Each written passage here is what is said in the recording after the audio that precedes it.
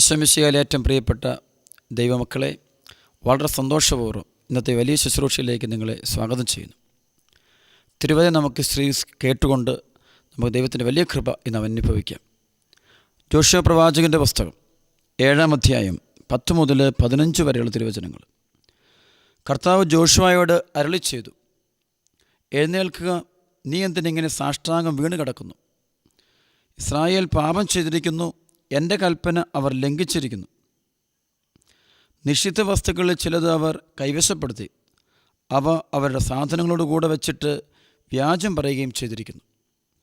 അതിനാൽ ഇസ്രായേൽ ജനത്തിന് ശത്രുക്കളെ ചെറുത്തു നിൽക്കുവാൻ സാധിക്കുന്നില്ല.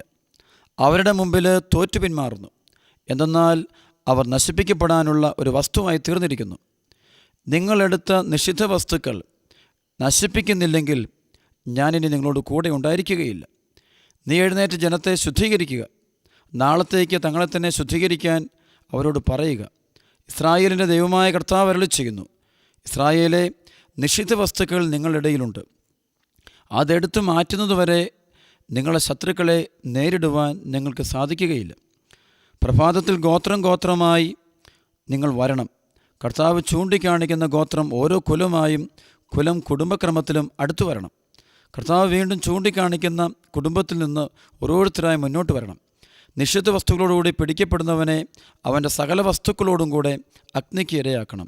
എന്തെന്നാൽ അവൻ കർത്താവിൻ്റെ ഉടമ്പടി ലംഘിച്ച് ഇസ്രായേലിൽ മ്ലേച്ഛത പ്രവർത്തിച്ചിരിക്കുന്നു. കർത്താവിൽ ഏറ്റവും പ്രിയപ്പെട്ട ദൈവമക്കളെ, ഈ വലിയ വചനം നമ്മുടെ ജീവിതത്തെ മുഴുവനും ബാധിക്കുന്ന വചനമാണ്. ഓരോ മകനും മകളും തൻ്റെ ജീവിതത്തിൻ്റെ സകല നിമിഷങ്ങളും ധ്യാനിക്കേണ്ട തിരുവചനമാണിത്. എന്തുകൊണ്ടാണ് എൻ്റെ കുടുംബം തകരുന്നത്? എന്തുകൊണ്ടാണ് എൻ്റെ വ്യക്തിബന്ധങ്ങൾ തകരുന്നത്? എന്തുകൊണ്ട് എൻ്റെ സമ്പത്ത് തകരുന്നു? എൻ്റെ വിശ്വാസം തകരുന്നു? എൻ്റെ കുടുംബത്തിൽ സമാധാനമില്ല? എന്തുകൊണ്ട് എനിക്ക് മുന്നോട്ട് പോകാൻ പറ്റുന്നില്ല? എല്ലാ കാര്യങ്ങളും തടസ്സപ്പെടുന്നു. ആത്മീയ മേഖല, ഭൗതിക മേഖല, ജീവിതത്തിൻ്റെ വളർച്ചയ്ക്ക് തടസ്സം വരുന്നു. എന്തുകൊണ്ട് ഉയർച്ച കിട്ടുന്നില്ല? എന്തുകൊണ്ട് ഇറങ്ങിത്തിരിക്കുന്ന പല കാര്യങ്ങളും വിഷമിക്കുന്നു? വിവിധ ചോദ്യങ്ങൾ എപ്പോഴും ദൈവജനം ചോദിക്കുന്ന കേൾക്കാറുണ്ട്.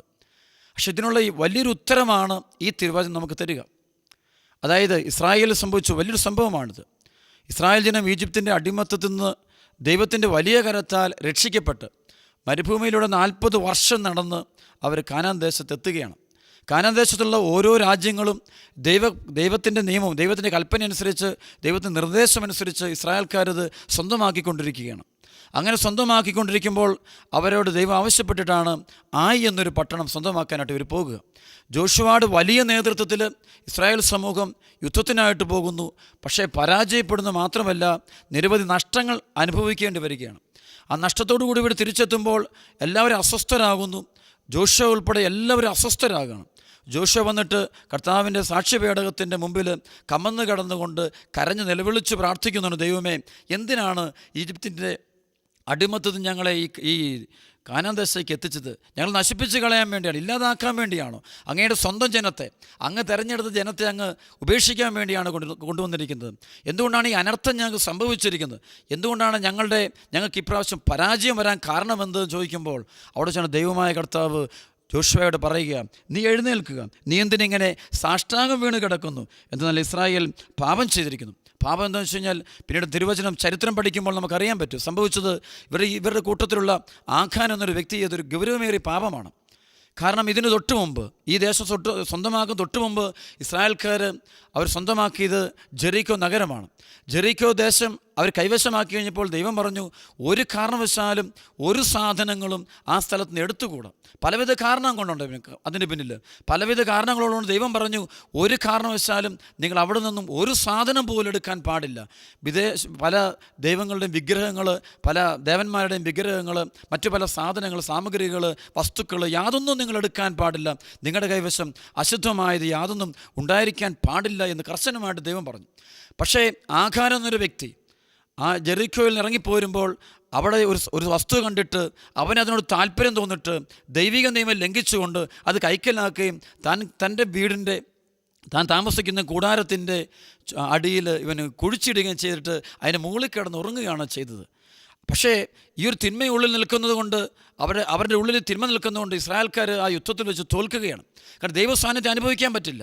എപ്പോഴും നാം ചിന്തിക്കണം, ദൈവത്തിന് നിരക്കാത്ത ഏതെങ്കിലും വ്യക്തികൾ, ബന്ധങ്ങൾ, സുഖങ്ങൾ, വസ്തുക്കൾ നമ്മുടെ ഹൃദയത്തിൽ നാം സൂക്ഷിച്ചു കഴിഞ്ഞാൽ പിന്നെ മുന്നോട്ടുള്ള യാത്രയിൽ ദൈവസഹായം നമുക്ക് കുറഞ്ഞുകൊണ്ടിരിക്കും. തകർച്ചകൾ നിരവധിയായിട്ട് അനുഭവപ്പെടാൻ സാധ്യതയുണ്ട്. പാപവും ദൈവവും ഒരുമിച്ച് പോകുന്നതല്ല.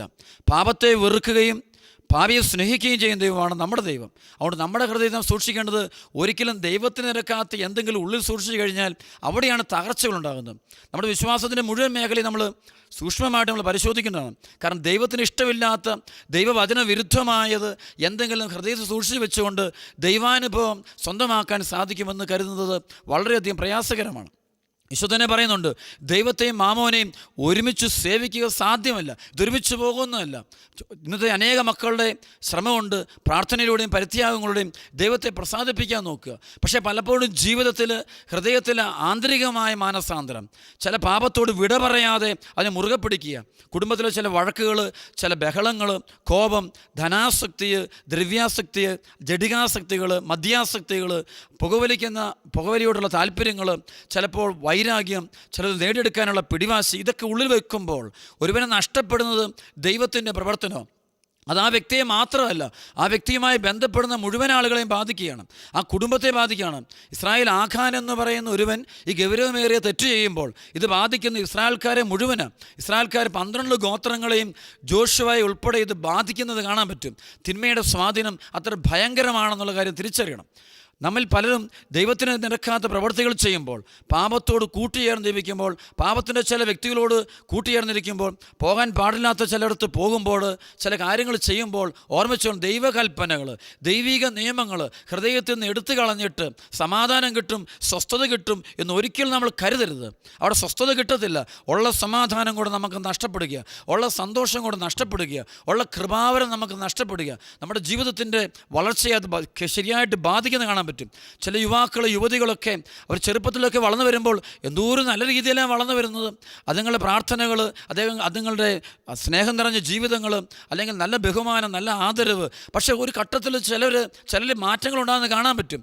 മാതാപിതാക്കളോട് വഴക്ക് കൂടുന്നു, കുടുംബത്തിൽ വഴക്കുണ്ടാക്കുന്നു, പ്രാർത്ഥനകൾ നിർത്തിവെക്കുന്നു, വിശ്വാസ മേഖലയിൽ താല്പര്യം കുറയുന്നു, വിശുദ്ധിയുടെ മേഖല താല്പര്യം കുറയുന്നു, എല്ലാത്തിനും എതിർ മനോഭാവം കാണിക്കുമ്പോൾ അവിടെ കാരണമുണ്ട്. മിക്കവാറും കാരണം ചില ഗൗരവമേറിയ തിന്മകൾ, ഗൗരവമേറിയ പാപത്തിൻ്റെ കൂട്ടുകെട്ടുകൾ അവിടെ ഹൃദയത്തിൽ സൂക്ഷിച്ചിരിക്കുക. അത് ആരുടെ മുമ്പിലോ തുറക്കുന്നില്ല. മാതാപിതാക്കളുടെ മുമ്പിലോ തിരുസഭയുടെ മുമ്പിലോ വേണ്ട, ഇവൻ കുമ്പസാരക്കൂട്ടിപ്പോലും ഇത് തുറക്കാതെ മുന്നോട്ട് പോകുമ്പോൾ ഇവരുടെ ജീവിതത്തെ മുഴുവൻ ഇത് ബാധിക്കുകയാണ്. എൻ്റെ പ്രിയപ്പെട്ട ദൈവമക്കളെ, നാം തിരിച്ചറിയേണ്ട ഏറ്റവും വലിയ സത്യമാണ്, പാപമുള്ളവന് സമാധാനം നഷ്ടപ്പെടും. ഒരുപക്ഷെ പാപം വെച്ചുകൊണ്ട് സന്തോഷിക്കുന്ന ഒത്തിരി ജീവിതങ്ങളെ നമ്മൾ കണ്ടിട്ടുണ്ട്. ഉള്ളിൽ പാപം വെച്ചുകൊണ്ട് അടിച്ചു പൊളിച്ചിരിക്കുന്ന ഒത്തിരിയേറെ ജീവിതങ്ങളെ കാണാൻ പറ്റും. ഒരിക്കലും നമ്മൾ കണ്ടിട്ട് അവരെ പിഞ്ചലരുത്. അവർക്ക് ഒത്തിരിയേറെ ദുഃഖങ്ങളുണ്ട്, അവർ ഒത്തിരിയേറെ നിരാശകൾ അനുഭവിക്കുന്നുണ്ട്. ഒരുപക്ഷെ പുറമേ അവർ നല്ല രസകരമായ രീതിയിൽ പെരുമാറുന്നുണ്ട്, നമ്മളോടൊക്കെ വലിയ ബഹുമാനത്തോടെ പെരുമാറുന്നുണ്ട്. പക്ഷേ അവർ അവശേഷിക്കുന്നത് ദുഃഖവും നിരാശയും സങ്കടവും ബന്ധനവും മാത്രം. കാരണം പാപം ഹൃദയത്തിലിരിപ്പുണ്ട്. ഉള്ളിൽ പാപം വെച്ചുകൊണ്ട് അവർ ദൈവത്തെ അനുഭവിക്കാനായിട്ട് ശ്രമിക്കുക പറ്റുന്നില്ല. എന്തുകൊണ്ടാണ് ചിലരൊക്കെ പ്രാർത്ഥനാ ജീവൻ നിർത്തിക്കളയുന്നത്? പ്രാർത്ഥനയ്ക്ക് സന്തോഷം കിട്ടുന്നില്ല. എന്തിനിങ്ങനെ പ്രാർത്ഥിക്കുന്നു? പ്രാർത്ഥനക്കാരെ കുറ്റം പറയുന്നു, ദൈവവചനത്തിനെതിരെ പറയുന്നു. എന്തിനാണ് പറയുന്നതിൻ്റെ കാരണം എന്താ? അവർക്ക് ദൈവത്തെ അനുഭവിക്കാൻ പറ്റുന്നില്ല, ദൈവാനുഭവം ഇല്ല. ആ കണച്ചാൽ അവർ ശ്രമിക്കുന്നു, പക്ഷേ കിട്ടുന്നില്ല. കണച്ചാൽ ദൈവാനുഭവം കിട്ടണമെങ്കിൽ ആദ്യം ഉണ്ടാകേണ്ടത് ഹൃദയത്തിൻ്റെ മാനസാന്തര, പശ്ചാത്താപമുള്ള, അനുതാപമുള്ള, എളിമയുള്ള ഒരു ഹൃദയത്തിന് മാത്രമേ ദൈവത്തെ അനുഭവിക്കാൻ പറ്റുള്ളൂ, ദൈവസ്നേഹം തൊട്ടറിയാനായിട്ട് പറ്റുള്ളൂ. പാപത്തോട് കൂടി നിൽക്കുന്ന ഒരുവന് ദൈവത്തെ അനുഭവിക്കാൻ പറ്റാതെ പോകുക. ബന്ധനത്തിൽ നിന്ന് ബന്ധനത്തിലേക്ക് പോകുന്നത് കാണാൻ പറ്റും. പൈശാചിക ശക്തികൾ അത്തരം കുടുംബങ്ങളാണ് പ്രവർത്തിക്കുന്നത്. ഈ തിന്മയിരിക്കുന്നിടത്താണ് പൈശാചിക ശക്തിയിലിരിക്കുന്നത്. തിന്മ നമ്മുടെ ഹൃദയത്തിൽ കുടിയിരിക്കുമ്പോൾ നമ്മുടെ ഉള്ളിൽ പിശാച് കയറും. അപ്പോഴാണ് നമ്മൾ അപരനെ നശിപ്പിക്കുന്ന വ്യക്തിയായിട്ട് മാറുകയാണ്. അപരനെ ഒട്ടും ഇഷ്ടമില്ലാത്ത കാര്യങ്ങൾ, അല്ല ദൈവവിരുദ്ധമായ കാര്യങ്ങൾ ധൈര്യപൂർവ്വം നമ്മൾ ചെയ്യുന്ന കാണാൻ പറ്റും. അതുകൊണ്ട് പ്രിയപ്പെട്ട ദൈവമക്കളെ, നമ്മുടെ ഹൃദയം നമുക്ക് ശുദ്ധമാക്കാനായിട്ടുള്ള വലിയൊരു തീരുമാനം നമുക്ക് ദൈവസന്നിധിയിൽ എടുക്കണമെന്ന്. യാഖാൻ മൂലം ഇസ്രായേൽ ജനത്തിന് മുഴുവൻ ഭവിച്ച തിന്മകൾ ഓരോ മാതാപിതാക്കളും ചിന്തിക്കണം, ഓരോ അപ്പനും അമ്മയും ചിന്തിക്കണം, മക്കൾ ചിന്തിക്കണം, ഈ വചനം കേട്ടുകൊണ്ടിരിക്കുന്ന ഓരോ വ്യക്തിയും ചിന്തിക്കണം.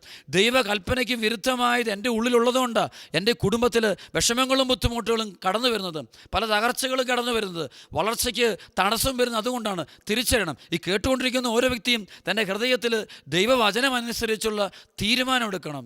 തന്നെ വിശുദ്ധീകരിക്കുവാനായിട്ട് തയ്യാറാകണം. ബൈബിൾ ഏറ്റവും വലിയ വചനം നമുക്കറിയാം. വിശുദ്ധി കൂടാതെ ദൈവത്തെ പ്രസാദിപ്പിക്കുക സാധ്യമല്ല. വിശുദ്ധി കൂടാതെ ദൈവത്തെ പ്രസാദിപ്പിക്കുക സാധ്യമല്ല. ദൈവത്തെ സ്വന്തമാക്കാൻ പറ്റില്ല. ഹെബ്രായ ലേഖനം പറയുന്നുണ്ട്, എല്ലാവരോടും സമാധാനത്തിൽ വർത്തിച്ച് വിശുദ്ധിക്ക് വേണ്ടി പരിശ്രമിക്കും. വിശുദ്ധി കൂടാതെ ദൈവത്തെ പ്രസാദിപ്പിക്കുക, ദൈവത്തെ അനുഭവിക്കുക സാധ്യമല്ലെന്നുള്ളതായി തിരിച്ചറിയണം. ഹൃദയശുദ്ധിയുള്ളവർ ഭാഗ്യവാന്മാർ, അവർ ദൈവത്തെ കാണും. മത്തായി ശ്ലീഹ പഠിപ്പിക്കുന്ന ഏറ്റവും വലിയ കാര്യം ഇതാണ്. ഹൃദയശുദ്ധിയുള്ളവർ ദൈവത്തെ കാണുക. ഈശോ നൽകുന്ന വലിയ വചനം, ഹൃദയശുദ്ധതയുടെ വചനം. അത് നഷ്ടപ്പെടരുത്. ഹൃദയത്തിൽ മാലിന്യങ്ങൾ കുടിയിരിക്കുമ്പോൾ, പാപത്തിൻ്റെ കല്ലുകൾ കിടക്കുമ്പോൾ അവിടെയാണ് ഒന്നും നേരെയാകത്തില്ല. കുടുംബത്തിന് വളർച്ച നഷ്ടപ്പെടും. ഭൗതിക മേഖലയിലും ആത്മീയ മേഖലയിലും പഠന മേഖലയിലും വിശ്വാസ മേഖലയിലും തകർച്ചകൾ വരിക. സൂക്ഷിച്ചില്ലെങ്കിൽ അത് ഒരുവൻ്റെ ആത്മാവിൻ്റെ രക്ഷയെപ്പോലും അത് ബാധിക്കുകയാണ്. പ്രിയപ്പെട്ട സഹോദരങ്ങളെ, ഈ സമയത്ത് മറ്റൊരു വലിയൊരു വചനം നമ്മുടെ ഹൃദയം സൂക്ഷിക്കണം. പാപം വെച്ചുകൊണ്ട് മുന്നോട്ട് പോകുന്ന ചില ജീവിതങ്ങളുണ്ട്. കുമ്പസാരമില്ല, കുർബാനയില്ല, എളിമപ്പെടുകയല്ല, തന്നിഷ്ടം പോലെ ഇതിനെ വ്യാഖ്യാനിക്കും. ചില പാപത്തിൻ്റെ കൂട്ടുകെട്ടുകളെ ഹൃദയത്തിൽ വെച്ചിട്ട് സ്വയം ന്യായീകരിക്കുന്ന ജീവിതങ്ങളുണ്ട്. മദ്യപാനി ചിലപ്പോൾ സ്വയം ന്യായീകരിക്കും. ചില ദുശ്ശീലങ്ങൾക്ക് അടിമപ്പെട്ട മക്കൾ തങ്ങളെ തന്നെ ന്യായീകരിക്കുന്നത് കാണാൻ പറ്റും. ചില ജഡികാസക്തിക്ക് അടിമപ്പെട്ടിട്ട് സ്വയം ന്യായീകരിക്കുന്നത് കാണാൻ പറ്റും. എല്ലാത്തിനും പഴുത് കാണാനായിട്ട് ശ്രമിക്കുന്നത് കാണാൻ പറ്റും. പ്രിയപ്പെട്ടവരെ, അങ്ങനെ പോകരുത്. ദൈവവചനം കേട്ട് നമ്മുടെ ഹൃദയത്തെ എളിമപ്പെടുത്തിക്കൊണ്ട് നാം പ്രാർത്ഥിക്കുമ്പോൾ വലിയ അഭിഷേകം കിട്ടും. ധ്യാനത്തിൽ ഞാൻ കാണാറുണ്ട്, പലപ്പോഴും കാണാറുണ്ട്. ആത്മാർത്ഥമായ അനുതാപം നടത്തിയിട്ട് പാപത്തെ വലിച്ചെറിയുന്ന ജീവിതങ്ങൾ, തിന്മയെടുത്ത് നശിപ്പിക്കുന്ന ജീവിതങ്ങൾ, ഉപേക്ഷിക്കുന്ന മക്കൾ, കുമ്പസാരക്കൂട്ടി പോയിട്ട് കണ്ണുനീരൊഴുക്കിക്കൊണ്ട് പാപങ്ങൾ ഏറ്റുപറഞ്ഞ് കുമ്പസാരിച്ച് പാപവും പാപത്തിൻ്റെ കൂട്ടുകെട്ടും ഉപേക്ഷിക്കുന്ന ജീവിതങ്ങൾ, അതിനുശേഷം ധ്യാനത്തിൽ പങ്കെടുക്കുന്ന സമയങ്ങളിൽ സ്വർഗീയമായ അനുഭവങ്ങൾ കിട്ടുകയാണ്. അവരുടെ ശരീരത്തിലെ രോഗങ്ങൾ വിട്ടുപോവുക, പഴകിയ രോഗങ്ങൾ വിട്ടുപോവുക, 10-40 വർഷം പഴക്കമുള്ള പാപത്തിൻ്റെ ബന്ധനങ്ങൾ അഴിഞ്ഞു പോവുക, ഒത്തിരി സ്വസ്ഥത കിട്ടുക, ഭാരം വിട്ടുപോവുക. മനുഷ്യൻ്റെ ജീവിതത്തിൽ ഏറ്റവും വലിയ ഭാരം മാതാപിതാക്കളോ സഹോദരങ്ങളോ ബന്ധുക്കളോ ഭാര്യയോ ഒന്നുമല്ല ഓർമ്മിച്ചു കൊള്ളുക.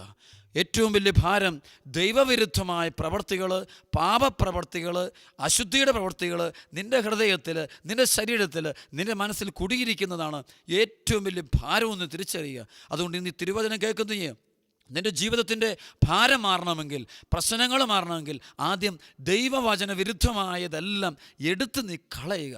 എന്നിട്ട് ഏറ്റവും താഴ്മയോടെ ദൈവത്തെ വിളിച്ച് പ്രാർത്ഥിക്കുക. അനുതാപത്തിൻ്റെ കണ്ണുനീരോടെ നമുക്കിന്ന് ഈ ആരാധനയിൽ പങ്കുചേരാം. നമ്മുടെ ജീവിതങ്ങളെ, ഹൃദയങ്ങളെ കർത്താവിന് കൊടുക്കാം.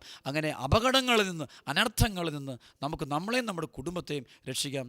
ദൈവം നമ്മെ സമൃദ്ധമായിട്ട് അനുഗ്രഹിക്കട്ടെ.